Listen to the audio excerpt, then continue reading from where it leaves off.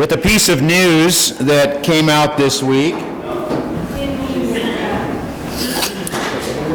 And I'll read this to you because I just found this to be very interesting, and interesting in a kind of bizarre way, because it's so very contrary to the political divide that's current in our culture. And so this article is entitled, "New Democrat Group Aims to Put the Nail in the Coffin of the Abortion Industry. Liberal atheist says Democrats completely out of touch on abortion."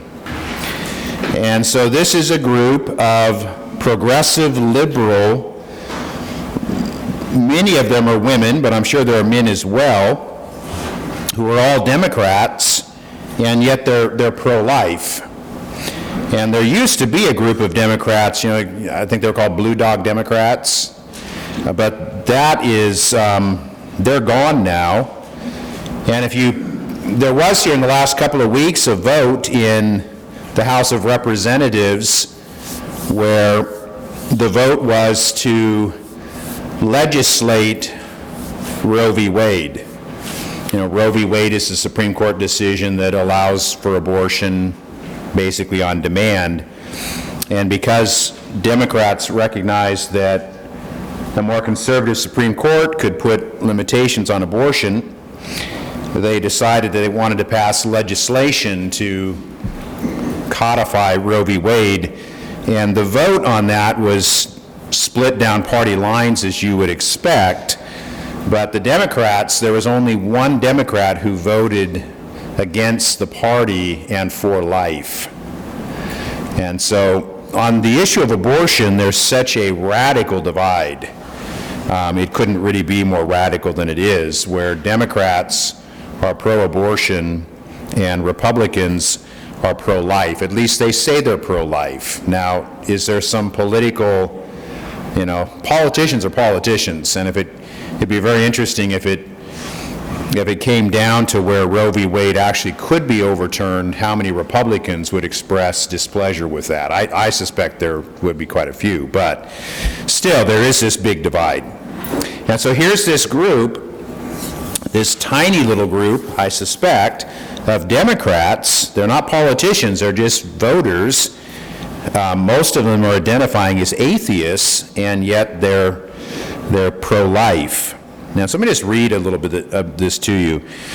Early next month, one day before the Women's March, an outspoken pro-life Democrat will launch a new organization dedicated to uniting feminists and progressives against abortion and pressuring the Democratic Party to oppose the killing of unborn babies. The leader of this, her name is Teresa. She's a self-identified Democrat liberal atheist who founded Pro-Life San Francisco. Now again, a pro-life organization coming from a progressive atheist in San Francisco. You see how weird that all sounds. Temporarily served as the president of Democrats for Life of America, is set to announce a new organization to launch in Washington, D.C. on October 1st, featuring 20 young progressive activists. So it's a pretty small start. She says the Democrat establishment is completely out of touch with their constituents on the issue of abortion. She cites a Marist poll finding that only 27% of self-identified Democrats say they would allow a woman to get an abortion at any point during pregnancy, while 58% of them say abortion should be restricted to the first 3 months of pregnancy and allowed only in cases of rape and incest or to save a mother's life, or banned completely. So I think that statistic is actually quite accurate. In other words, if you talk to Democrats on the street, they are far more moderate on abortion than their politicians are. So again, the important point there was that only 27% of self-identified Democrats would allow abortion during any point during pregnancy, even though the Democratic Party just passed legislation that allows that. So the Democrats in Washington, D.C., the Nancy Pelosi, Chuck Schumer types, and Joe Biden for that matter, at this point, they are out of step with where the Democratic Party is. And that's an interesting reality. The Democrat Party is much more pro-abortion than the Republican Party, but they're not nearly as out there, as left as their leaders are. And I suppose that's probably a lot of that's money, don't you think? I mean, it's where your funds come from. She goes on to say, she made some interesting comments. She says, her new organization will create a space for left-leaning people who oppose abortion. The unjust killing of the unborn is a violation of our progressive values of equality, nonviolence, and non-discrimination. Then she says, the scientific position is that life begins at conception. Disagreeing with the Bible shouldn't make a person think it's okay to unjustly end the lives of 60 million unborn human beings. Denying the humanity of the unborn is science denial. It is literally anti-progressive.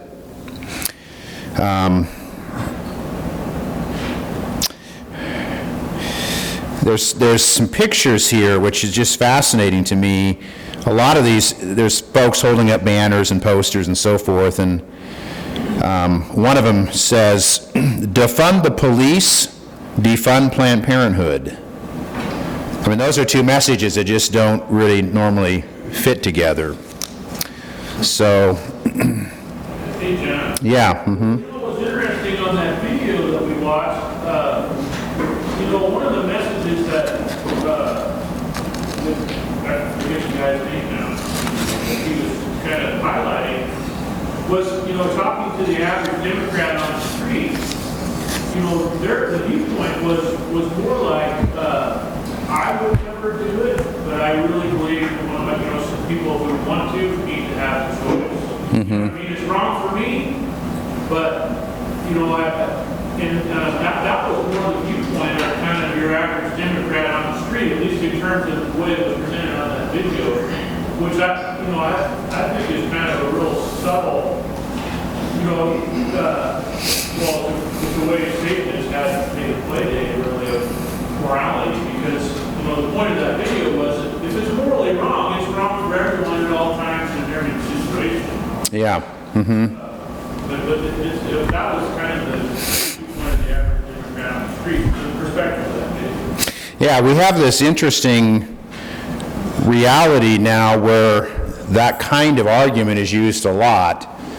I wouldn't do it. It would be wrong for me. It would violate my conscience. But I don't feel like I can tell other people what they should or shouldn't do with their bodies, for instance. And what's so strange about that really is that is applied so selectively. There's lots of other areas where we wouldn't use that kind of logic, and I'm sure we can come up with a long list. Here would be just an egregious example, but I'll give you a couple examples. I personally think that walking into a store and with an empty duffel bag and just filling it up with items and taking it from the store, I personally think that's wrong. I wouldn't do that, but I don't want to suggest that other people shouldn't do that. Now, there are some progressives out there that I've read some of those arguments. It's like, they say, well, these people that are these shoplifters in San Francisco, they're they need these things because they're so impoverished, but I think most people would say, no, stealing is just wrong. Or, of course, a more egregious example would be, I think it's wrong for me to take a handgun and go to my enemy and shoot him in the head and kill him, but I don't want to say what other people should do. And so if other people feel that that's okay, then maybe that's acceptable. So that's sort of the logic, and it's so absurd when you start to apply that but it seems consistently. That's what's so deceitfully subtle about, Satan is not a play game in that arena, because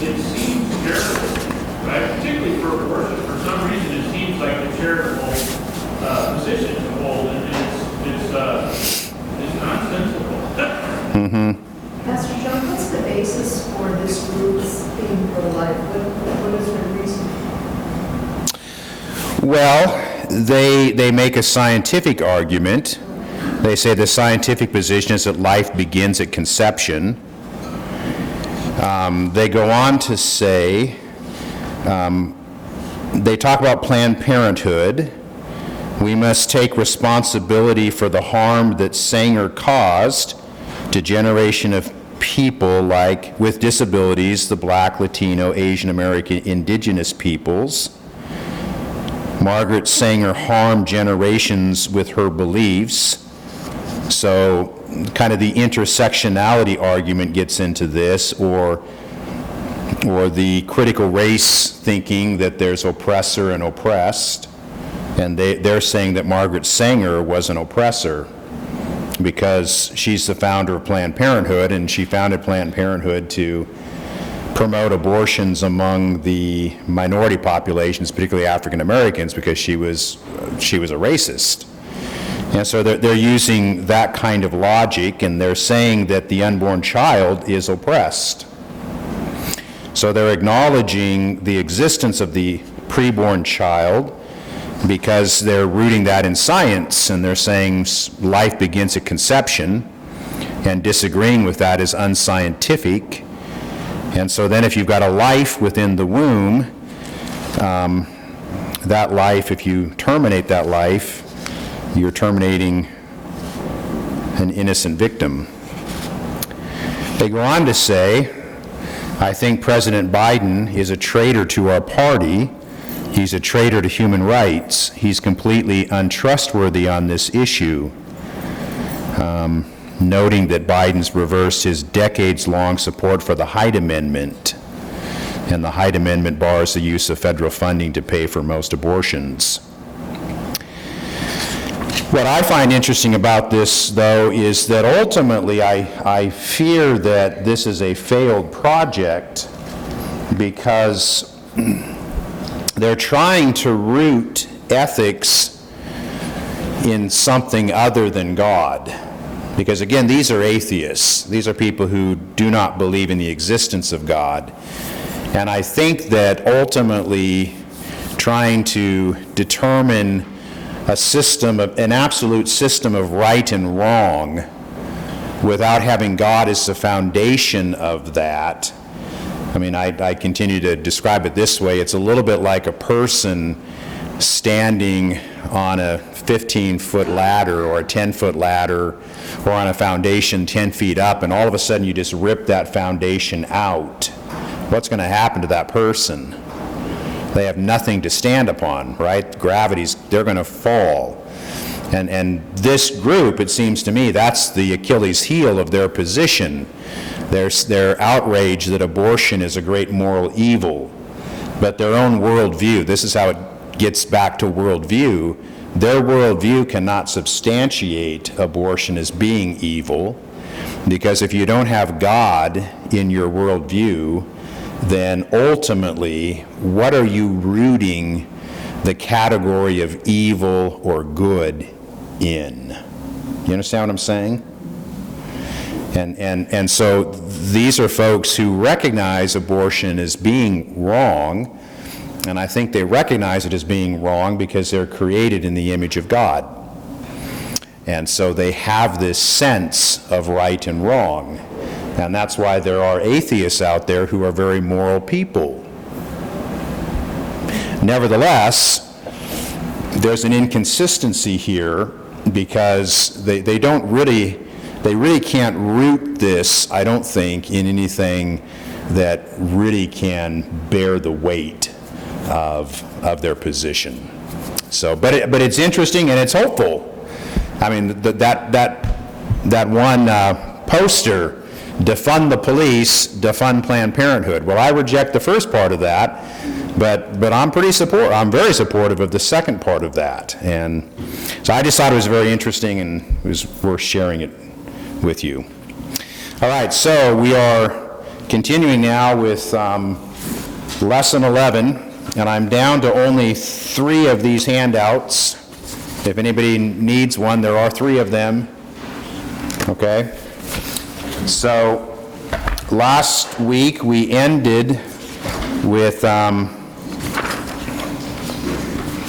we're looking at environmentalism and the biblical worldview. And so we talked quite a bit about how pristine nature doesn't exist today. So that's where we left off. Now, if that's true, pristine nature doesn't exist today, and that is true, right? Do you remember the argument we made for why that's true? Think from it biblically. Where would you go in the Bible to demonstrate that pristine nature doesn't exist today? Genesis 3. Because what happens in Genesis 3? The fall into sin, right? And all of a sudden, Adam, who's the original farmer, is told that the ground will produce thorns and thistles, and the ground will be in rebellion against him. And so we know that the world as it was originally created no longer exists today. Now that has worldview implications and significance, because the environmental movement, particularly the more radical part of the environmental movement, I think they do have as a presupposition. That means it's an assumed truth. I don't know that they sit around and think about this, but there's just, they operate it out of the presumption that nature knows best, that there is something called pristine nature. And whenever you pave over creation and create a parking lot, in a sense you're damaging this thing called pristine nature. Okay? Or when you clean out the underbrush in a forest that might prevent a forest fire, you're interfering perhaps with pristine nature, because again, nature knows best. And so we shouldn't tamper. We should just leave nature as it is. At least that's the ideal. And we're simply saying here that no, nature isn't pristine. Nature doesn't know best. It's as impacted by the fall as you and I are. Do you always know best? Do you always do best? You always know best? I mean, we don't, right? I mean, we're messed up people. And to recognize that all of creation is messed up starts to reorient the way you think about some of these things. Now, that's not to deny that creation is beautiful and majestic and wonderful, right? It's not to deny that we like to go to national parks, or we like to get out to the cabin, or we like to hike, we like to hunt, we like to go to the beach, because nature's beautiful. But it's still broken. And so it's like a beautiful portrait that has been vandalized. And there's still beauty there, but it's not what it once was, and it's not what it was meant to be, and it's not what it will someday be. And so how do you live in a world with a broken creation? Okay? So that leads to the second affirmation, which is the world can be improved. Creation can be improved. All right? So this is true for the following two reasons. One we've already talked about. The world after Genesis 3, although still beautiful and wonderful, is fallen and broken. And last Sunday we spent quite a bit of time in Romans 8, 18 through 23, how the creation groans and longs for its liberation. But to add to that thought, here's another thought. God created a good world, didn't he? Now, how do we know that? Because the Bible tells us he would look at what's in it. Yeah, the Bible really goes out of its way to make that point. And again, this is one of those passages that I've not had the chance to underline in my new Bible here, so I can't just read them to you. But in Genesis chapter 1, there is this refrain that runs through the chapter, and you probably know what I'm thinking of. I see it here at the end of verse 12, but I'm sure that's not the first occurrence. And God saw that it was good. And so the order of creation here is that God creates, and he does this over a series of days, and the benediction that God pronounces at the end of each of these is God saw that it was good. God saw that it was good. There's 7 of these in total, and it ends with a more lengthy statement in verse 31 of chapter 1 of Genesis. God saw everything that he had made, and behold, it was very good. And there was evening and there was morning, the 6th day. And so I think that the Bible, by emphasizing this refrain over and over again, is trying to help people to understand that while we don't live in a good world today, the world was created good. Okay? God did not create the world we live in today this way. Okay? You see that how important that is? God didn't create evil. He's allowed evil into creation, and he's sovereign over it, but he didn't create evil. God created a good world. And so Genesis is trying to absolve God of responsibility for thorns and thistles, and receding hairlines, and sagging, bulging waistlines, and cancer, and COVID, and these sorts of things. That's, again, not to deny that God is sovereign over these things, because if you deny that, you've really left the Bible. But it's to recognize that God, these are things that have come into the world that God originally created as good. But of course, again, we're not living in that world today. And so when you look at Genesis chapter 1, God, and Genesis chapter 2, so God creates the world, and then he creates the Garden of Eden. And he places the man and the woman in the garden. Now, the garden, it seems to me that the creation, what we call the creation mandate, that's theological language, but it's this idea where God says to Adam and Eve, be fruitful and multiply, fill the earth, subdue the earth, rule over the earth.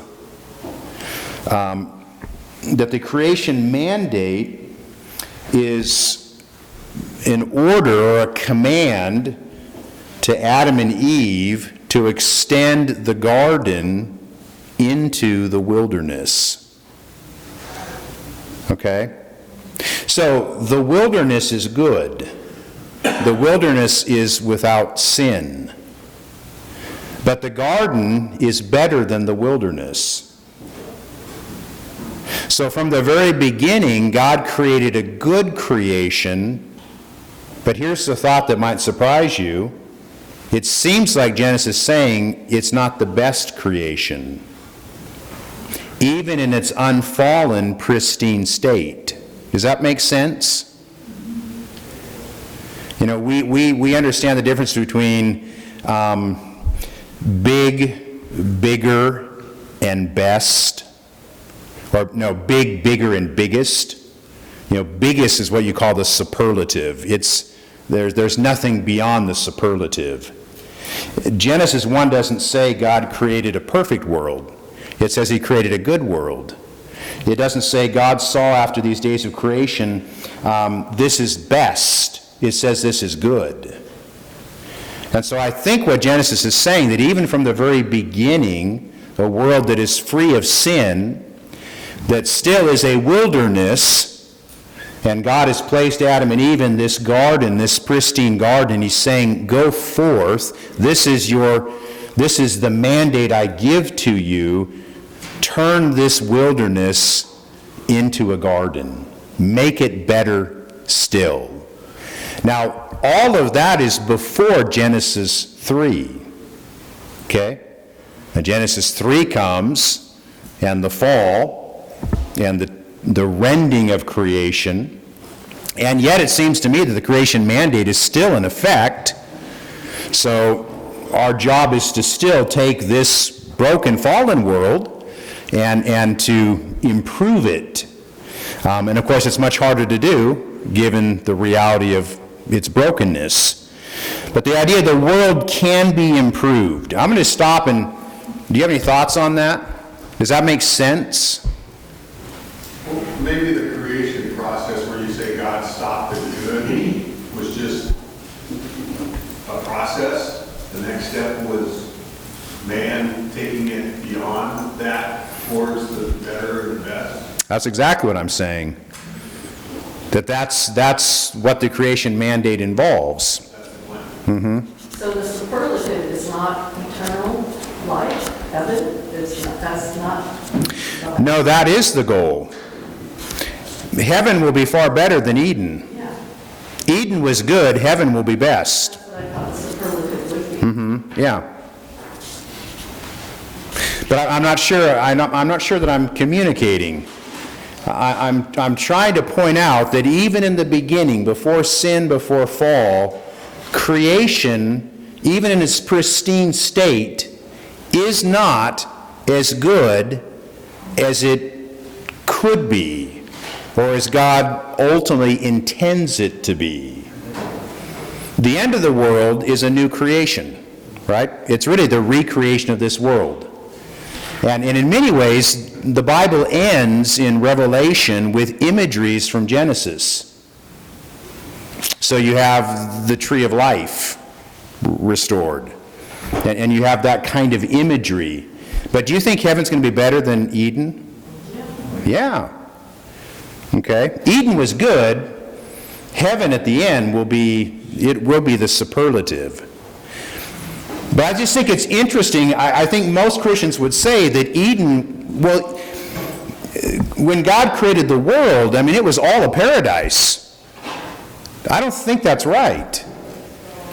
Eden was a paradise, and the world was free from sin, but the world was a wilderness. And Adam and Eve are given the job of going into that wilderness and turning it into a garden. And so I think implicit within that is the idea that even a world that was at that point without sin still could be made better. Okay? I mean, you see that, like, man sort of living out this idea that he's built, created in the image of God. So, one who, in that sense, we are, ones who create, and sort of enjoy what God has given us, and seeing it,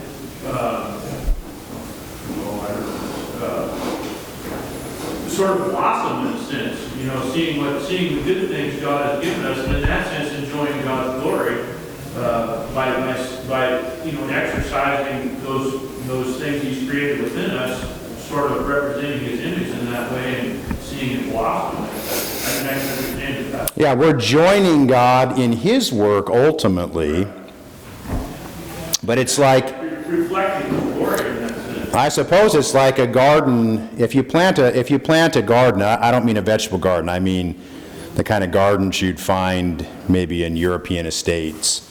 A young garden isn't as beautiful as an old garden, is it? It takes a long time for the trees to grow up and for the plants to mature, and the garden grows in beauty over time. And as the gardener applies gardening to it and works the soil and improves the garden. And so I think, the model is Eden, and Adam and Eve and their descendants were to extend Eden into the wilderness of this world, working under God and with God in doing that. Okay? And then the fall comes, but it doesn't change the fact that even at the beginning the world could be improved. In a broken world, how much more obvious is that this world can be improved? Okay? Then the third point, human beings are to steward creation. We have been given dominion over creation for the purpose of stewarding its resources for God's glory and for the good of present and future generations. So the psalmist reminds us that ultimately God owns everything. Here's Psalm 24, verse 1. The earth is the Lord's, and the fullness thereof, the world and those who dwell within. For he has formed it upon the seas and established it upon the rivers. But a fully informed biblical perspective balances two truths, acknowledging that God is the ultimate owner of all things and that man has been given a subordinate ownership. Therefore, man is able to make responsible use of the earth and its resources, rejoicing in God's bountiful provision, free from concern that he is robbing God. Rather than viewing God as stingy and miserly, withholding good gifts from his creatures, the biblical worldview emphasizes God's benevolent love and gracious providence, whereby he provides his creatures with numerous gifts. And I wrote this years ago, so including coal, oil, and natural gas, gifts which culminate in the person and work of his beloved Son, the Lord Jesus Christ. God is the author and ultimate source of every good and perfect gift. And so part of what it means to improve the world would be to unearth these things and to use them for the benefit of humankind. I mean, is it always wrong to pave over the earth and create a parking lot for a Walmart? Is that wrong? I think if you're living in a developing world where people are impoverished, I don't think they'd view that as wrong. You know? So we are to steward creation, and that does require wisdom. We're not to destroy the world, but we are to use the resources that God has given us for the benefit of humankind, and recognize that because the world is broken and can be improved, that it's just simply wrong to think that creation knows best. Because in a broken world, creation doesn't know best. Okay? I always say in my garden, like organic or natural, it just means worms. You have to intervene or things don't go nice.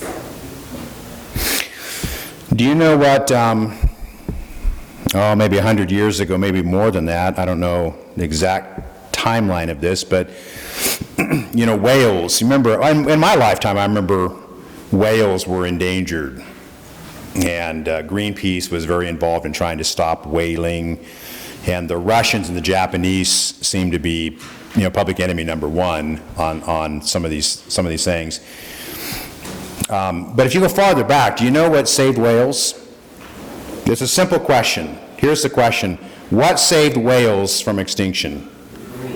What's that? Petroleum. Petroleum saved whales from extinction. And how did petroleum save whales from extinction? Oil. Because whale oil was valuable. Whales were killed in massive numbers for the oil. And eventually, petroleum was discovered and developed, and recognized that the density of fuel was thicker and it was a better resource. And so all of a sudden, whales were saved because petroleum was a better resource. And there are so many examples of this. What's the best way to save the world's forests?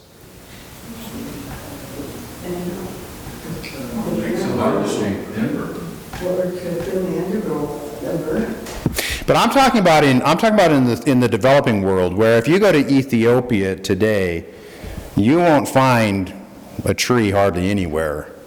Supply them with another energy source. Yes. In Ethiopia, they have decimated their forests because wood burning has been their major source of heat and their major source for cooking for centuries. And so if you're going to save those forests from being cut down, they need alternative energy resources. And the only alternatives that are really available that would meet that need would be fossil fuels. And all of this to simply say that coal plants and gas-fired plants have done, I think, a tremendous amount to actually improve the environmental health of our world. Even though today, you know, those industries are under great attack because of their environmental harm. And yet, if you really look into this, another one would be plastics. I mean, plastics are viciously attacked today. But when you recognize how plastic has replaced so many animals that were killed, like tortoises, for example, to harvest tortoises because there were properties of plastic within some of those animals. And all of a sudden, plastics comes along, and all of a sudden, endangered species are no longer endangered. But of course, today, plastic has a terrible reputation, doesn't it?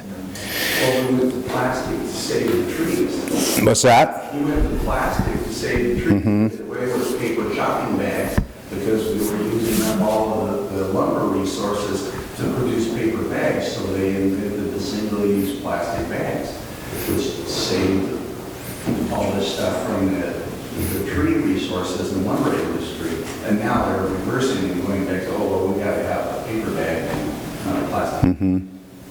And that's not to say that plastic isn't an environmental concern. It's not to say that coal doesn't create greenhouse gas emissions. There is no free lunch in a fallen world. There isn't any free lunch. But when you look into these things, you recognize that, again, it's rooted in human ingenuity and the using of these resources, that they have changed the world in fundamental ways, and most people are just simply not aware of the benefits of many of these things actually to the environment. And we only hear the harm that they do. Okay, I guess I'm a little bit off topic here, but it does go to stewardship. How do we steward this world in the best and wisest way? And it requires a lot of wisdom to know how to do that. Okay, well, let's go on then. The next section here, green environmentalism and the developing world. I just want to read some things to you. Again, some of this is a little bit dated, but I've tried to update it as well. I want to quote from Paul Dryzen, and he writes, and he's writing from the year 2005. So again, that's 15 years ago. Back then, 15 years ago, in developing countries of Africa, Asia, and Latin America, over 2 billion people still do not have electricity. 3 billion people, half the world's population, struggle to survive on less than $700 per year. They never enjoy the basic necessities and conveniences that electricity make possible: lights, radios, refrigerators, telephones, computers, television in homes, modern hospitals and clinics, schools, offices, shops, and factories, water for purification and sewage treatment. But that's 15 years ago. What about today? So the situation actually has improved quite a bit. Today, about 1 billion people live without electricity. So that's a pretty massive improvement.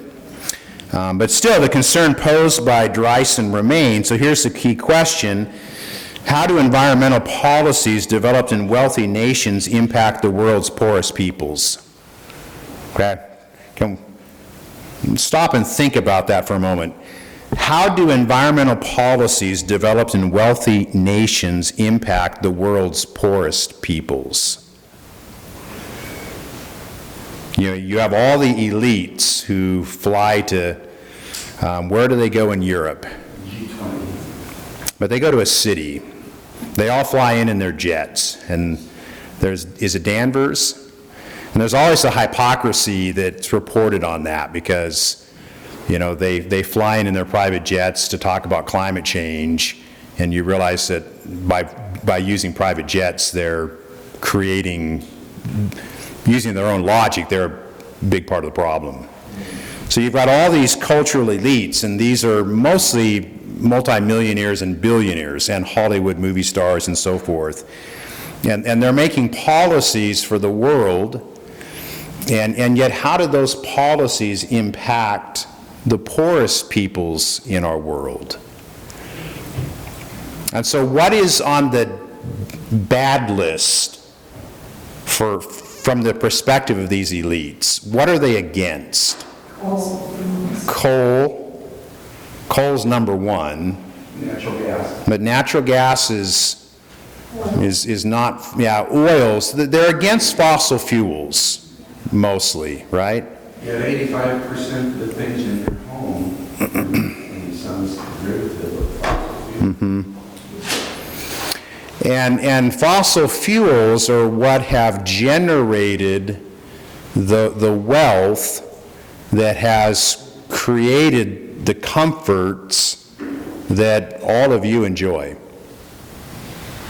I got woke up it was Friday morning, and that's one of my sleeping days, and I got woke up this week from someone in our church. And she was asking me about, I was like, you're asking the wrong person here. Her plumbing was plugged. And so, but I felt like I needed to do something, so I drove out to the house, and Kurt showed up, and we were out there trying to unplug Barbara's plugged plumbing. And we ran a snake out 25 feet, and that's all the farther the snake would go. So anyway, Roto-Rooter got involved in this, and he fixed the problem. But what a luxury, what a first world problem to have plugged up plumbing, you know? That's a first world problem, isn't it?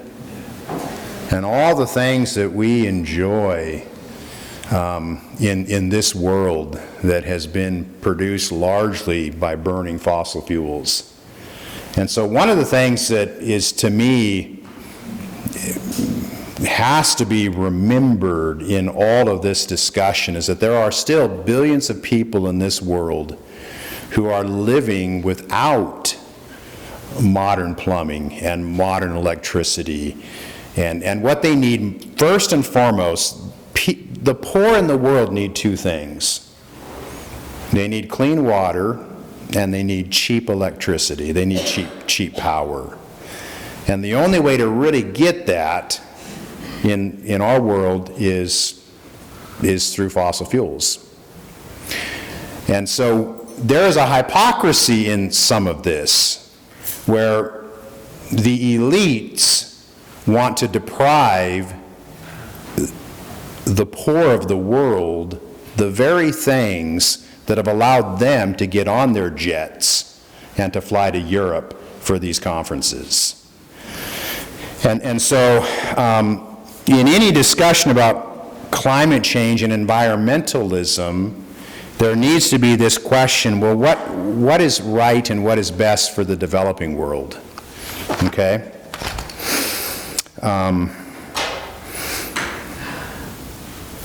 So the world's poor need clean water, they need cheap electricity. In other words, they need development.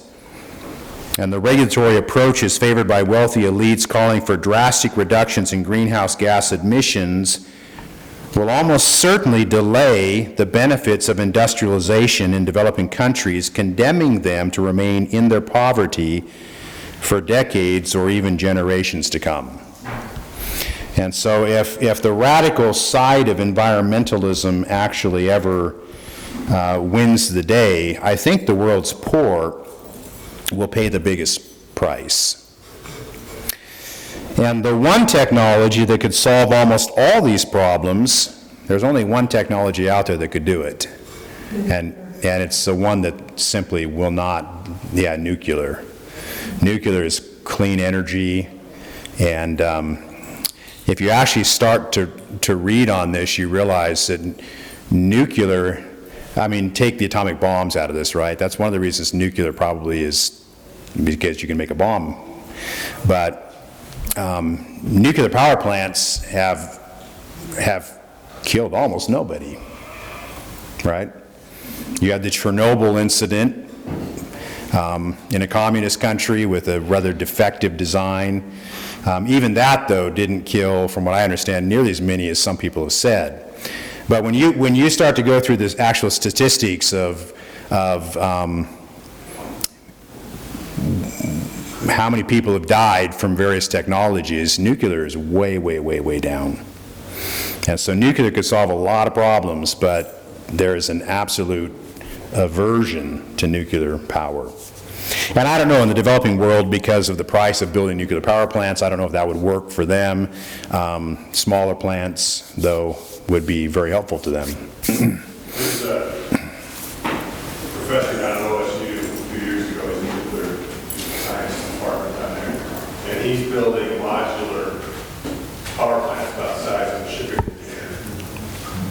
And he's got a company now, I guess, don't know all of it, but obviously the company's based in Oregon, but he cannot install one in Oregon. And the nice thing about them is you don't have to build to the future. You can build to kind of the moment, because you can just modularly plug these things in as a community or an area or whatever proposed. And if you got to do maintenance, you only got to pull one offline, replace it with another small one. And, it's a pretty kind of sharp approach to the whole thing. That makes sense, we can't do that. You might say too, well, how relevant should we be talking about this in church? But if we were to go into the prophets, and I'm not prepared to do that today, but into the Old Testament prophets, and if I were just to start reading to you the number of passages in the Bible that talk about helping the poor and noticing the poor, the categories in the Old Testament, you might know them: the widow, the orphan, and the sojourner. And those categories come up over and over and over again. And the Old Testament prophets thunder against the wealthy exploiting the poor. And so this is absolutely a biblical concern. And environmentalism gets into this concern. And again, I mentioned a month or so ago a book in my office, and the title of that book says it all: Green Power, Black Death.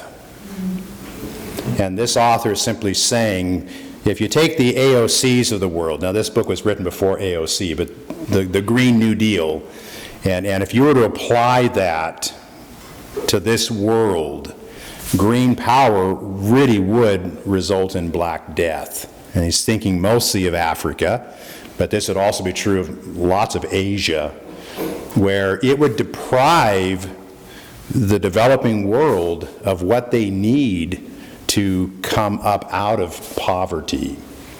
And what they need is good government, they need the rule of law, and they need clean water and cheap electricity. And the radical environmental movement would deprive them of that. And so that is a biblical concern, and it puts all of this into the whole arena of morality from a different perspective. Because so often the green movement is saying that, capitalists are greedy, and those of us who don't agree with the green movement, that we just don't care, and this is really immoral and so forth. Well, there's a different side to this, and we need to understand that. Let's continue to explore this. So this next statement here is the precautionary principle. Do you guys understand what the precautionary principle is? This is something within environmentalism. And so the precautionary principle holds that companies should halt any activities that might threaten human health or the environment, even if no clear cause and effect relationship has been established, and even if the potential threat is largely or entirely theoretically. Simply stated, it subscribes to the maxim, better safe than sorry. So the precautionary principle in its extreme is really against innovation. It's against it because of the fear of unintended consequences. So, fracking is out. Because, well, why? Because fracking might have unintended consequences. It might, what are the concerns there? It could destabilize the earthquakes, contaminate water, so all of these things are marshaled as we cannot do this, we cannot explore this technology because it could do some harm. Or nuclear has to be absolutely rejected because if something does go wrong, there could be, a problem in a plant. And so better safe than sorry. Why doesn't that apply to electric cars and solar and wind power? Those have tremendous negative aspects to it. Yeah. Well, and part of this is to realize that there is no free lunch in this world. That just doesn't exist. So wind turbines, you probably have heard this, but maybe don't know the extent of it, and it's covered up. Wind turbines are incredibly deadly to migratory birds. Because these birds, they fly wherever they're flying, right? And we don't even know how I don't know how this works. It's amazing, isn't it? That these birds fly to Florida. But they fly set routes. And if you build a wind farm in the middle of their migratory route, they don't deviate. They fly right through it. And I've read some things that suggest that the death of endangered birds, endangered species, is really high. But you don't hear that by and large because wind is on the good list of things. Yes, they do get waivers. They get waivers from the Endangered Species Act to build these things. And they're also non-recyclable. And they're 200 feet tall. And when one reaches its end of life, it becomes the property of the landowner that they're going to from. And now on a $250,000 thing to tear down. Yeah. Their own expense, and you have to bury it because it's not recyclable. So you've got a wind farm, and it's, the birds that migrate, they fly at 60 to 250 feet. That's what they do, and that's what they're always going to do because they're programmed to do that. And you build these wind farms, and you've seen how long those turbines are, and they're just, these birds are flying through this, and they're being killed in large numbers. But there is no free lunch, right? Now, so the precautionary principle, I suppose, would say we shouldn't build wind turbines if we're going to kill birds, but we don't hear that very much. So yes, there are winners and losers, and the politicians and environmentalists are kind of picking, which ones are winners or losers. Now this gets into some, when I talked about this a number of years ago, I remember this became very controversial, and I had one person who was very opposed to what I'm about to say to you guys. So if you disagree, that's okay. But golden rice, have you heard of golden rice? So golden rice is, it's a GM product. It's a genetically modified rice, and it makes up for a vitamin A deficiency that kills 670,000 children under age 5 years of old in the developing world, yearly. How many people has COVID killed? We just passed a milestone, didn't we? I think we just passed 700,000, I think. Worldwide. No, I think in the United States. In the United States. And I'm not meaning, in the last couple of weeks, I know several people who died of COVID. One of them, a 33-year-old woman with several children, died of COVID. I'm pro-vaccination. I'll say it. I think at this point, if you don't get vaccinated, unless you have some really medical reason, and there are people in that category, who perhaps shouldn't because of some underlying medical reason. If you don't have that reason, I encourage you to be vaccinated. I just think that's controversial too. That's not the controversial statement, but I'm sure that is controversial. But I know another friend from college days who's on a ventilator now and has been on a ventilator for several weeks. And so, we've had several people in our world who've died here recently of COVID. 2 family members this week. But nevertheless, so COVID has killed 700,000 people in the United States. Now, I realize that many of those are, 88 years old, and they would have died anyway. So you can, if you want to take those off the list, whatever. Here, every year, you've got a similar number of people who are dying because of a vitamin A deficiency in rice. And rice is the staple for these folks. Think about Asia. How many millions and millions of people living in developing countries in Asia where rice is the staple? Okay? Now, for those who don't die, many of them are left blind. This is a public health crisis. Now, we have something called golden rice, which could solve this. And golden rice has been around now for decades. Okay? But for decades, environmental groups have used the precautionary principle to keep golden rice from those who need it. The message seems to be better dead than fed. Now, when I wrote this 10 years ago, because so much of this material is coming from stuff that I wrote 10 years ago, so I decided, well, I need to look into this again, and so I did. And what I discovered is that golden rice is still on the taboo list. So really, it doesn't seem that very much has changed. So the radical environmental movement is uniformly opposed to genetically modified foods, believing them to be genetic pollution. And I say to that, well, if you don't like genetically modified foods, well, that's a real liberty for you because you're living in the first world. Okay?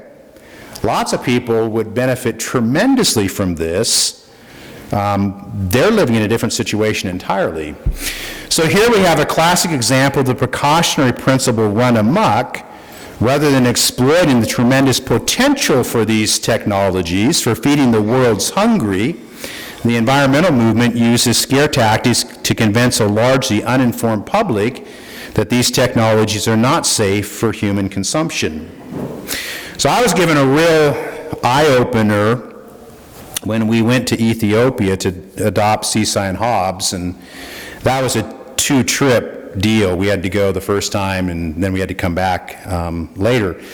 But we went to church in Addis, and the church was a mix. It was an African congregation with a lot of white people that were working there. But what I really remember from that service was they had a pastoral prayer. Sort of not that much different than what we do, We read a passage of Scripture and then there's a prayer. And in a good pastoral prayer, I think there should be words, Father God, we are sinners, but we rejoice in the forgiveness of sins through Christ. It was a typical pastoral prayer, but it had this part in it. The pastor was praying for rain because he said, if rain doesn't come, millions of people will die. Now, that's not a first world problem, is it? I mean, can you imagine hearing a pastoral prayer where the pastor's praying, God, give us rain, because if we don't get rain, we're going to have millions of people die of starvation. So in Ethiopia, their staple is a flour called teff, and they use it to make injera, which is a spongy type substance that they use it almost like a fork.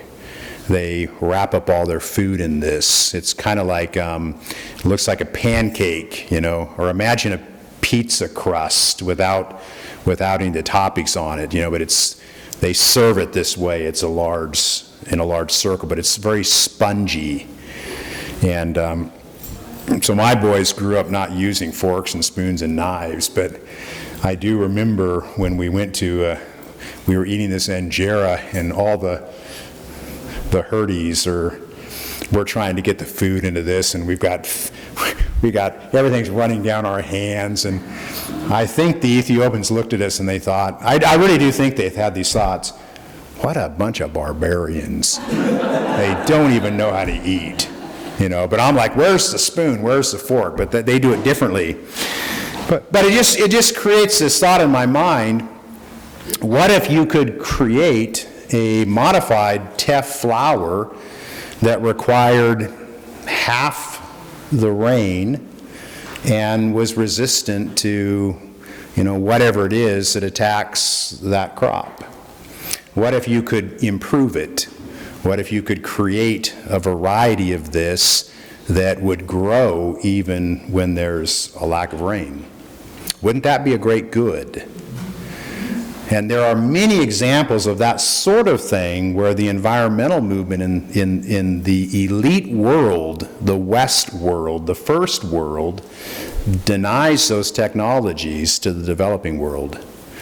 And how do they do that? I mean, okay, you got golden rice. Well, why don't these Asian countries just say, well, phooey with you, we're gonna give golden rice to our farmers. Why don't they do that? What do you think? What would be the number one reason?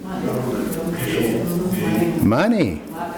Money. These Western world countries will go to these poor countries and say, if you want financial aid from us, you better not pursue these technologies.